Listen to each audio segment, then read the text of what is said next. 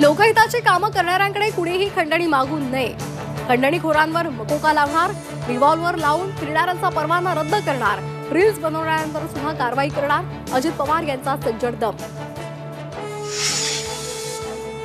वाल्मिक कराडच्या आजार आणि उपचारांची 2 सदस्यीय पथकाकडून चौकशी. महत्वाची कागदपत्र पथकाच्या ताब्यात, 2 दिवसात अहवाल सादर करणार. सरपंच संतोष देशमुख हत्या प्रकरणाला 51 दिवस पूर्ण. अद्यापही आरोपी कृष्णा आंधळे फरार. कृष्णा आंधळेची माहिती देणाऱ्याला बक्षीस जाहीर. खासदार सुप्रिया सुळे पुण्यातील नांदेड गावात प्रदूषित पाणी असलेल्या विहिरीची पाहणी. विधानसभेच्या निकालानंतर मनसेचा आज पहिला राज्यस्तरीय मेळावा.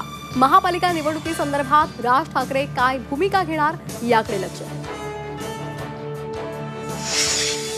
मनोज जरांगे आमरण उपोषण मागे घेण्याची शक्यता. यापुढे वेगळ्या मार्गाने आंदोलन करण्याचा इशारा.